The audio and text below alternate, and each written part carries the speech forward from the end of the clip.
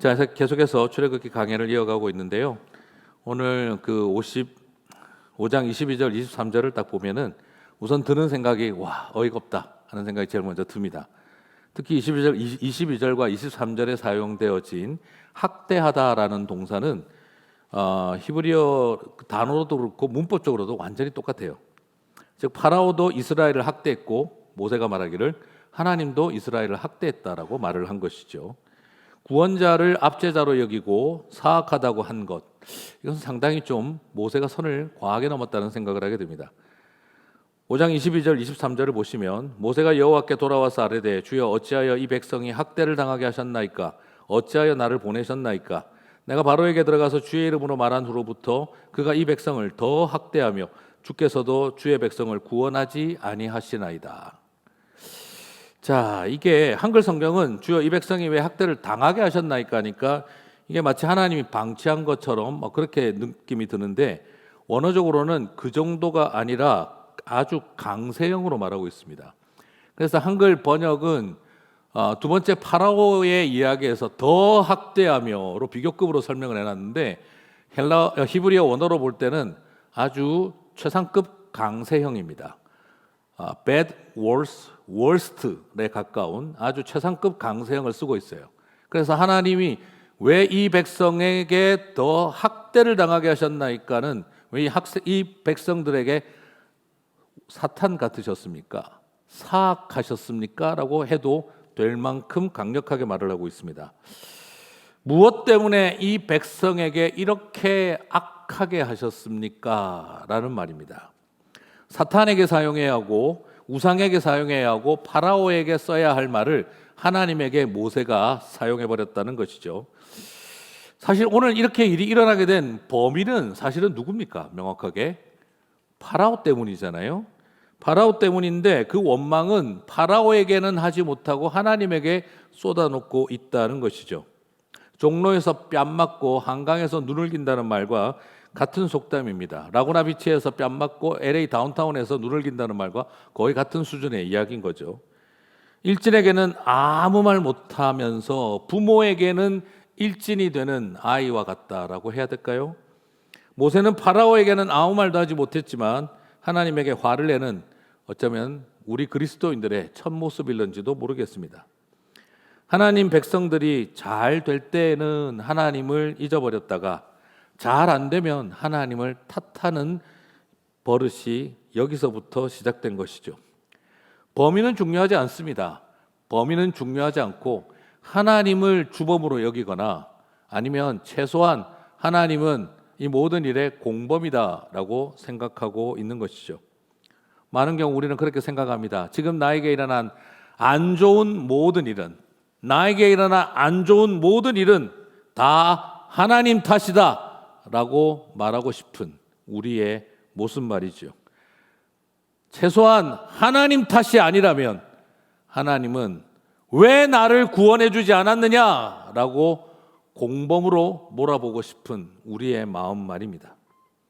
그러면 어쩌면 우리의 마음이 시원해지고 싶은 생각이 들기도 하고 그리고 그렇게 원망하는 일에 익숙해져 버린 모세의 모습이고 우리의 모습입니다. 23절을 보면은 22절에서 과하게 던졌다 싶으니까 아차 내가 너무 나갔구나 싶어서 하나님이 22절에는 학대했다 하다가 23절에서는 바로가 학대했는데 왜 구원하지 않으셨느냐라고 하나님을 공범으로 몰아갔던 모습이죠. 맞습니다. 우리는 이 마음을 늘 가지고 살아갑니다. 모든 게 하나님 탓입니다. 아니면 파라오가 그 짓을 할 때 왜 가만히 계셨습니까? 우리는 그것을 원망함으로 이 모든 것은 하나님 탓으로 말하고 싶은 유혹이 우리 안에 있습니다. 참 놀랍게도 사실은 오늘 이 일은 하나님이 다 예고해 주신 일이에요. 일어날 거라고 이런 일이. 그런데 사탄이 파라오가 사악하여져서 너를 굉장히 힘들게 할 거다는 말을 다 들었지만 모세는 좀 쉽게 생각했던 거죠. 아니 그래 힘들게 봐야 얼마나 힘들까. 그리고 고난도 고통도 다 낭만적으로 그냥 쉽게 생각했던 것이죠. 그런데 생각보다 약속대로 말씀대로 일이 일어나니까 놀라는 것입니다. 당황해하는 것이죠. 보통 정상적인 것은 왜 하나님 말씀하신 대로 안 되는 겁니까? 왜 약속하신 대로 안 되는 겁니까?를 가지고 화를 내야 되는데 오늘 이 말은 아니 왜 도대체 말씀대로 되는데요? 이라고 지금 화를 내고 있는 거예요. 왜 하나님 말씀하신 그대로 일이 됩니까? 이렇게 화가 나 있는 거예요. 고난이 있을 것이다. 쉽지 않을 것이다. 파라오의 마음이 사악하여져서 어려울 것이다. 너무 쉽게 생각했던 것이죠. 아니 자기 자신을 자신했던 거죠. 그 정도는 내가 할 수 있을 거라고. 사랑하는 성도 여러분, 오늘 우리 안에 있는 이 모습, 네가 주의 길을 걸어가고 하나님의 부르심 앞에 순종한다면 어려운 일이 없을 거라고 말씀하신 적은 없으실 겁니다. 네가 하나님의 뜻을 따라 부르심을 받고 나아간다면 꽃길만 기다리고 있을 거라고 말씀하시지 않으셨습니다. 힘든 일이 있고 좌절할 일이 있고 실망할 일이 있고 분노할 일이 있을 것이다. 그런데 우리는 힘들었습니다. 분노했습니다. 좌절했습니다. 왜 안 지켜주십니까? 를 원망하게 된다는 것이죠. 그래서 오늘 설교의 목적은 지난주와 똑같이 모세는 나쁜 놈이다. 이것이 목적이 아니라 이런 우리의 모습에도 불구하고 끝까지 우리를 지키시고 붙드시는 하나님의 은혜, 하나님의 사랑만 바라보게 되기를 주님의 이름으로 축복합니다. 오늘 한 번 더 우리의 속내를 확 한번 들켜봅시다. 그리고 우리의 속내를 다 드러내어 놓고 보고 하나님은 어떤 분이신지를 다시 한번 살펴보기를 바랍니다. 오늘 어이없는 상황에서도 하나님은 모세를 어떻게 대하고 계실까요? 출애굽기 6장 1절 같이 읽겠습니다. 여호와께서 모세에게 이르시되 이제 내가 바로에게 하는 말을 내가 보리라. 강한 손으로 말미암아 바로가 그들을 보내리라. 강한 손으로 말미암아 바로가 그들을 그의 땅에서 쫓아내리라.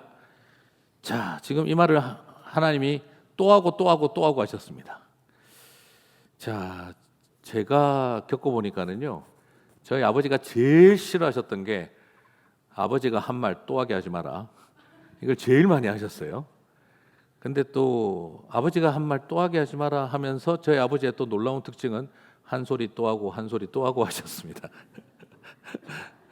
제가 참 신기했었는데요. 아빠가 한 말 두 번 하게 만들지 마라 해놓고 한 소리 또 하고 한 소리 또 하고 또 한 소리 또 하시고 계속 하시는 그 놀라운 능력이 있으셨는데 오늘 이 모세를 바라보면은 참 한 소리 또 하고 한 소리 또 하고 있습니다. 그런데 하나님은 그 말을 듣고 또 하신 말 또 하시고 또 하신 말씀 하고 계세요.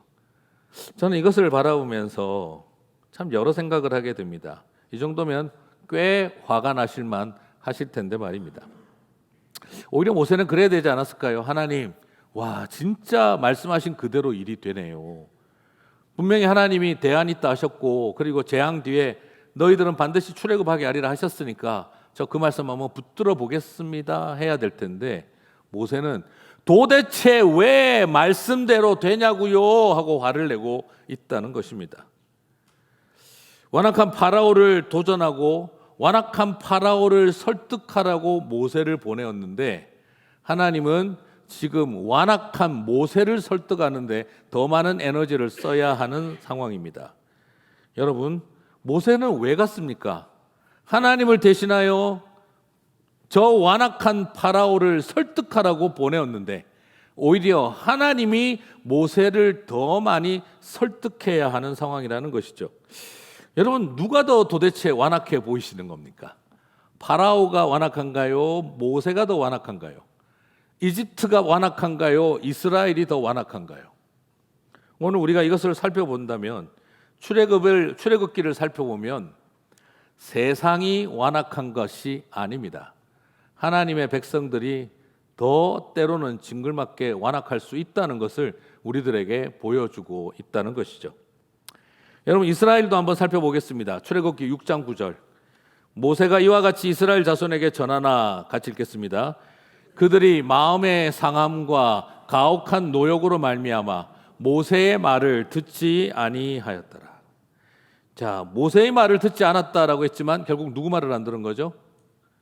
하나님 말씀을 안 들은 것이죠. 네. 식민지가 제국으로부터 해방되는 일은 옆집으로 이사가는 간단한 일이 아닙니다. 이것은 혹독한 대가를 지불해야 하는 수많은 희생을 따라오는 해방과 독립운동입니다. 해방은 공짜 티켓도 아닌 것이고 자유는 과정 없는 무임승차도 아닙니다. 이스라엘은 해방을 원하지만 희생은 원하지 않았습니다. 해방을 원하면서 자유를 원하면서 상처받기는 않겠다라고 마음먹었습니다. 변화를 말하지만 아무것도 달라지기를 원하지 않습니다. 참 신기하죠. 변화를 원하지만 아무것도 바뀌기를 원하지 않는 것. 어쩌면 절실한 갈망이 있다면 가혹한 고통을 이겨낼 수 있는 것인데 이들의 모습을 바라보면 과연 절실한 갈망이 있는지 질문이 생깁니다. 이스라엘은 상처 없는 영광, 희생 없는 해방, 그리고 별 바뀔 것 없는 변화를 원하고 있었던 것이죠. 절실한 갈망이 있어야 가혹한 절망을 이긴다고 말씀드렸습니다. 그렇다고 한다면 가혹한 고통을 이길 마음이 없었다면 그들 안에 절실한 갈망도 없었다라는 것과 같은 말이 되지 않겠습니까? 마음이 상하지 않고 변화가 일어날 수 있을까요? 힘든 일 없이 해방이 우리 가운데 일어날 수 있을까요? 하나님 앞에서 저도 때로는 싸울 때가 있습니다. 하나님, 너무너무 마음이 상할 일이 많은데, 너무너무 일이 많은데 저 하고 싶지 않아요. 그럴 때 주님이 저에게 던지시는 도전이 있습니다. 병주야, 그러면 네가 덜 아프면 감당할 수 있겠니? 덜 힘들면 감당할 수 있겠니? 혹시 네가 원하는 건 아파서가 아니라 더 추앙받지 못해서는 것은 아니니? 너무 힘들어서가 아니라 더 편하고 싶어서 그런 것은 아니니? 마지막으로 하나만 더 물어보자. 가혹한 고통을 이길 만큼 너에게는 그 절실함이 가슴속에 있니? 그 힘든 고통을 감당할 만큼 병주야, 너는 절실하니? 라고 물어보시더라고요. 고통이 힘들어서가 아니라 그 절실함을 잃어버린 것은 아닌가 하는 것. 상함과 가혹한 노역이 정말 힘들었다고 한다면 오히려 그들은 해방과 자유를 원하지 않았다는 생각을 하게 됩니다. 포기하기 위해 오히려 마음 상하고 힘들었던 일이 그들에게는 정당한 이유가 되지는 않았나 모르겠습니다. 이렇게 정리할 수도 있겠습니다. 이스라엘은 자유와 해방을 원했던 것이 아니라 좀 덜 힘든 노예 생활을 원했던 것 같다는 것이죠. 우리 자신도 하나님 앞에 내어놓고 질문해 봐야 됩니다. 참 자유와 해방과 변화를 원하고 있느냐? 아니면 덜 힘든 노예 생활을 원하고 있는가 하는 것이죠. 자유와 해방을 위한 여정에 희생과 힘든 과정을 피할 수 없다는 것은 누구나 다 알고 있습니다. 대가 없이, 지불하지 않은 대가 없이 얻을 수 있는 것은 없습니다. 자유와 해방은 공짜로 주어진 것도 아니고 무임승차할 수 있는 티켓도 아닙니다. 바로 그것 때문에 우리가 하지 못하는 것이 아니라 내 마음에 절실함을 잃어버렸기 때문에, 그리고 나는 자유와 해방이 아니라 좀 더 편한 노예 생활을 원했을 뿐이라는 자신의 민낯 앞에 서야 한다는 것이죠. 때로는 비겁한 신앙인과 겁 많은 지식인들은 우리도 이제 달라져야 해 하므로 겉으로 변화와 해방을 말합니다. 하지만 속으로는 아직 민도가 낮아서 때가 아닌 것 같아, 실망했다, 아직도 변화를 받아들일 만한 준비가 이 공동체가 되지 않았다, 영적 철학적 기반이 약하다, 아주 실망했다 하며 고급진 이유를 말하며 언제든지 돌아설 수 있는 알리바이를 만들려고 합니다. 그래서 조금만 안 맞았으면 남은 자들을 더 힘들고 잔인하게 만들어버릴 수 있는 알리바이와 거리를 만들고, 그리고 자신은 돌아서 버리고 떠나버리기도 합니다. 오늘 어쩌면 이것이 우리가 겪고 있는 지난날의 상처의 이야기이기도 하고 우리 자신을 합리화해왔던 모습이기도 합니다. 모세 역시 노답입니다. 모세는 영적으로 완전히 퇴행해버렸습니다. 출애굽기 6장 11절 12절을 보시면, 들어가서 애굽왕 바로에게 말하여 이스라엘 자손을 그 땅에서 내보내게 하라. 모세가 여호와 앞에 아뢰어 이르되, 같이 읽겠습니다. 이스라엘 자손도 내 말을 듣지 아니하였거든 바로가 어찌 들으리이까 나는 입이 둔하나이다. 여러분 80세 어른이 8살짜리 고집쟁이로 바뀌는 것은 한순간입니다. 제가 나중에 80까지 좀 살아보고 싶은 이유 중에 하나가 이 설교를 하고 싶어서입니다. 내가 80세 됐을 때 이 설교 한번 꼭 해야 되겠다. 지금 잘못하면 굉장히 버르장머리 없는 말이 될 수 있을 것 같지만 정말 80세 되었을 때 나 한번 이거 가지고 설교 한번 해봐야 되겠다. 나이 80 어른이 되어서도 8살짜리 고집덩어리로 바뀌는 것은 한순간이다 하는 것이죠. 새로운 세월이 우리를 단순히 성숙하게 만들지 않고 자기 상처와 자기 고집에 매몰되면 8살짜리 어린아이로 돌아서는 일은 모세도 한순간에 되듯이 이런 퇴행을 우리는 다 겪을 수 있다는 것을 보여줍니다.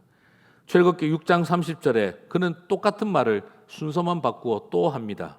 하나님을 향해서 출애굽기 6장 29절 30절 여호와께서 모세에게 말씀하여 이르시되 나는 여호와라 내가 네게 이르는 말을 너는 애굽 왕 바로에게 다 말하라. 모세가 여호와 앞에서 아뢰되 같이 읽겠습니다.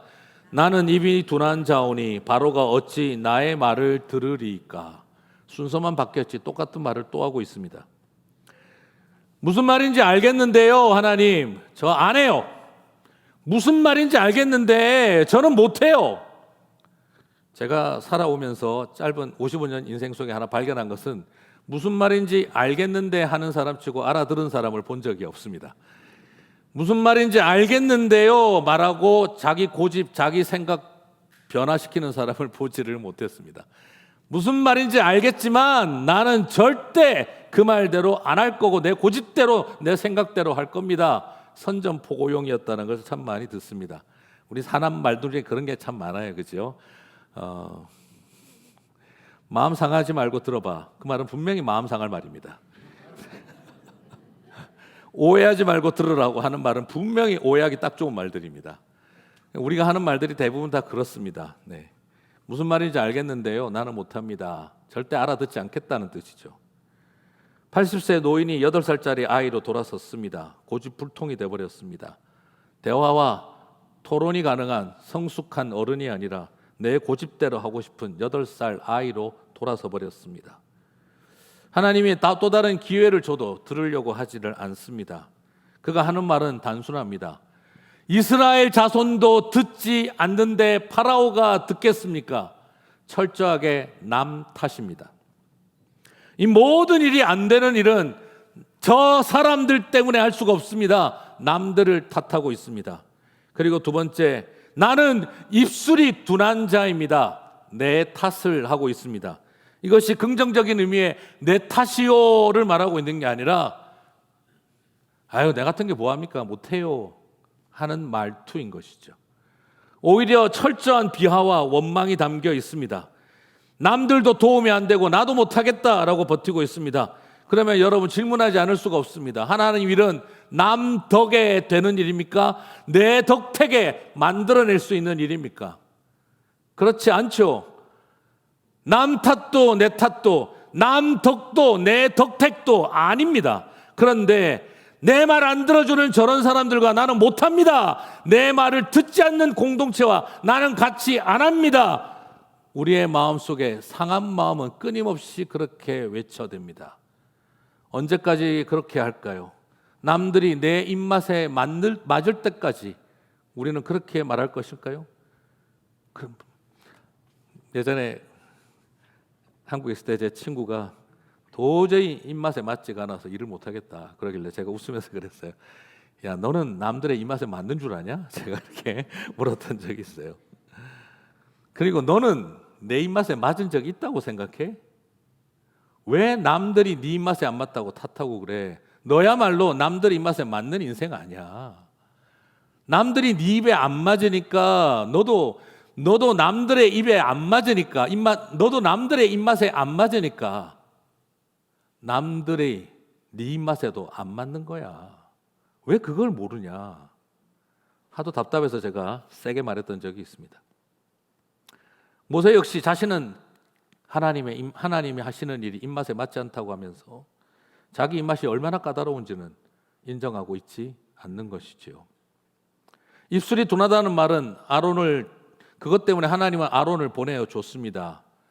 하지만 그는 여전히 입술이 둔하다는 이야기를 또 하고 있습니다. 거의 습관성 억지에 가깝습니다. 무슨 말일까요? 하나님의 일이 말만 잘하면 되나요? 제국에서 한민족을 해방시키는 일이 말만 잘하면 될 일이겠습니까?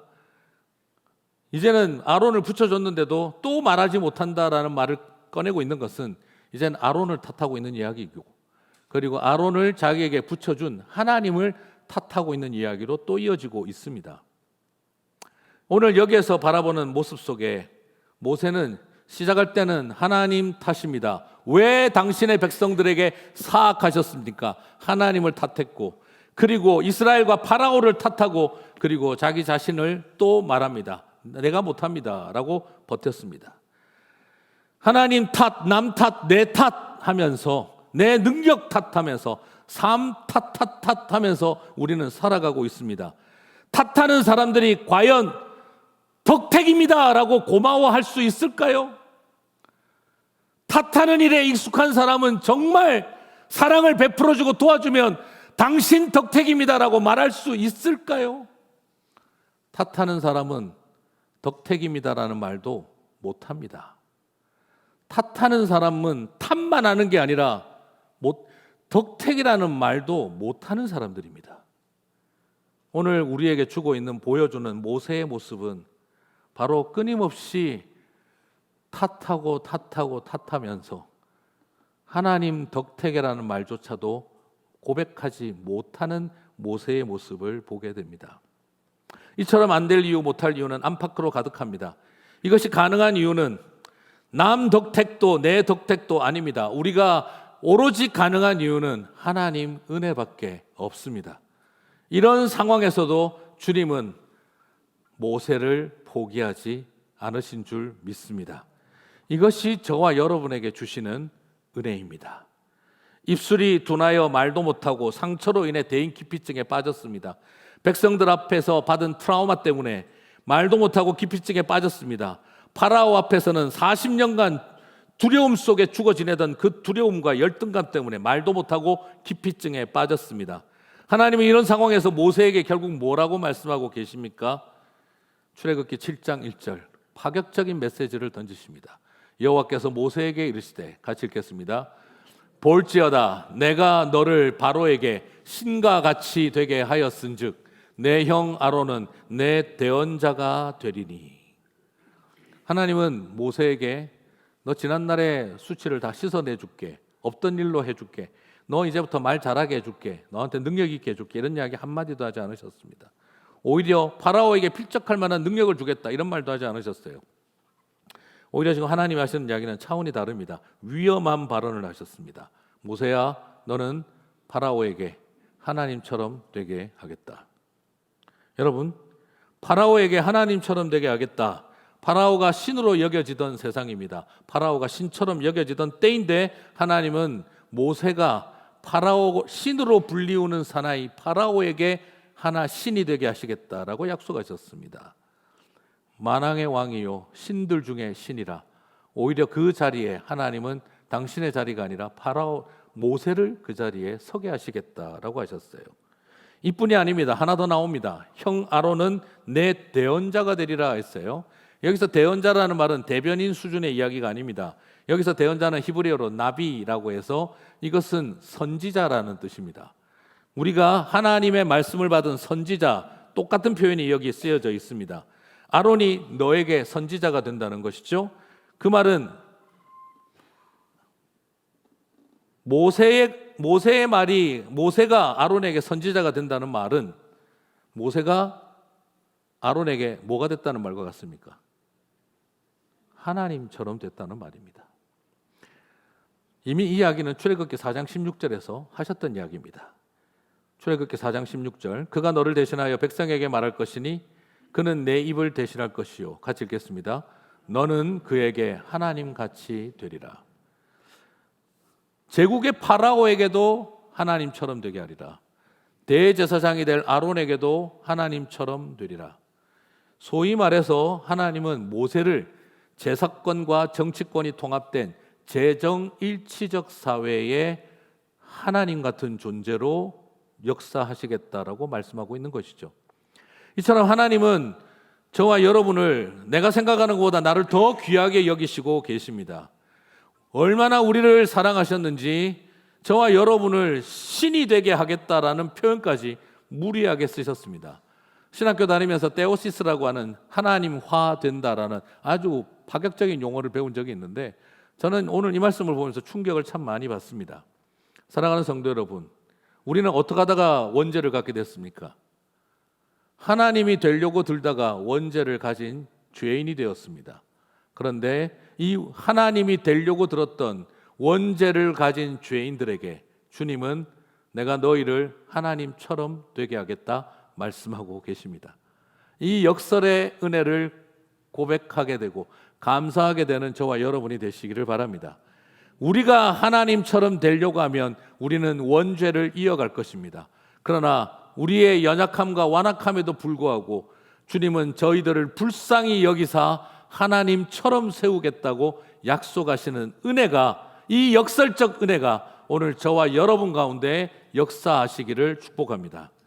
그렇습니다. 우리 주님이 우리에게 바라보시는 치유와 회복은 노예 같은 나를 평민 만드는 수준이 아니라 노예 같은 나를 왕 같은 제사장으로 세우시는 것이 하나님의 치유이고 회복인 줄 믿습니다.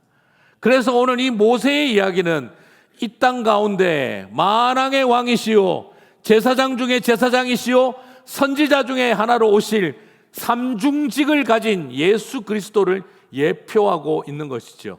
그리고 저와 여러분을 왕 같은 제사장으로 세우실 은혜가 이때부터 시작되었음을 보여주고 있습니다. 사랑하는 성도 여러분, 하나님은 저와 여러분을 하나님처럼 여기겠다 하셨습니다. 옆에 계신 분 쳐다보면서 깜짝 놀라십시오.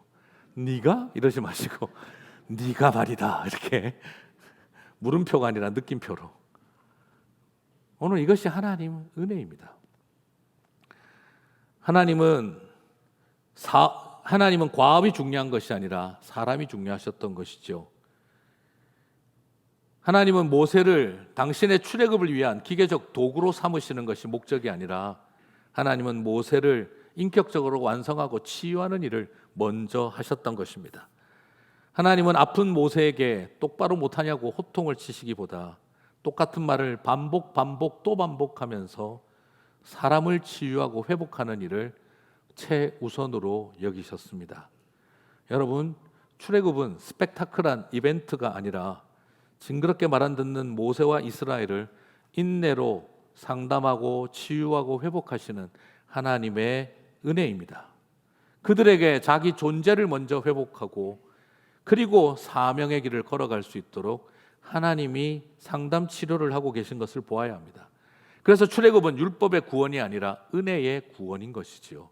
출애굽은 이스라엘의 출애굽만 바라보는 것이 아니라 상처와 트라우마에 갇혀 있었던, 콤플렉스에 갇혀 있었던 모세를 출 파라오, 출 트라우마를 시키고 계시는 하나님을 먼저 보셔야 합니다.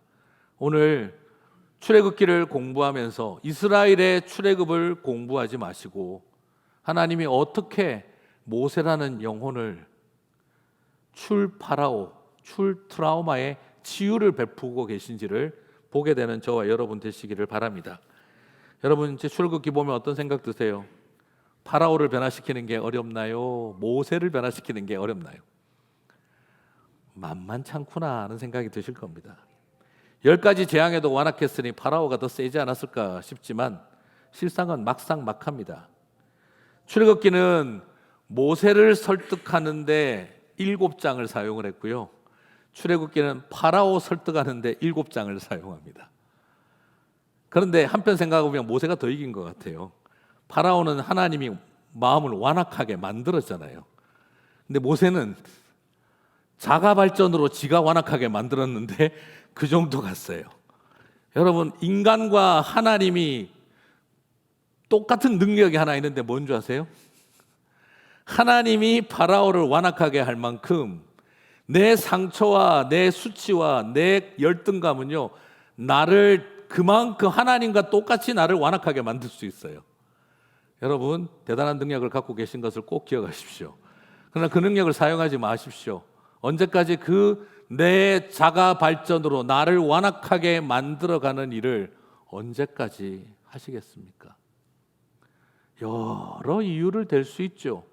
이것이 성경적으로, 신학적으로, 공동체적으로, 이것이 사회학적으로, 이것이 인간적으로 이유는 얼마든지 될 수 있지만 내 안에 남아있는 나의 죄와 수치와 상처에 자기를 완악하게 만드는 능력은 하나님이 파라오를 완악하게 한 것과 거의 같은 수준이라는 것을 발견할 수가 있습니다. 어쩌면 세상을 변화시키기도 참 어렵지만 교회와 성도들을 변화시키기도, 목사와 장로와 권사와 집사를 변화시키기도 파라오를 변화시키는 것만큼 힘들다는 것을 우리들에게 보여주고 있습니다. 목사라고 속지 마십시오. 장로, 권사, 집사라고 스스로에게 속지 마십시오. 나는 하나님 말씀 잘 들을 것 같습니다. 모세는 하나님이 세우신 지도자였는데 그만큼 하나님이 완악하게 만들지 않아도 파라오만큼 완악했던 게 모세였습니다. 스스로에게 속아서는 안 됩니다. 이제 우리가 왜 세상을 변화시키지 못하는지를 발견하게 됩니다. 세상이 강해서, 세상이 완악해서가 아니라 우리가 너무 완고하기 때문입니다. 출애굽기에서 바로의 강팍함만을 보았다면 잘못 본 거죠. 모세와 이스라엘의 강팍함, 하나님이 완악하게 만들지 않아도 파라오만큼 완악해지는 모세의 모습 속에 우리의 모습을 봐야 합니다. 해방은 이집트와 파라오의 완악함을 뚫고 나온 것이 아니라 자신의 완악함을 뚫고 나올 때 비로소 시작됩니다. 여러분 안에 그 해방과 자유가 먼저 시작되시기를 바랍니다.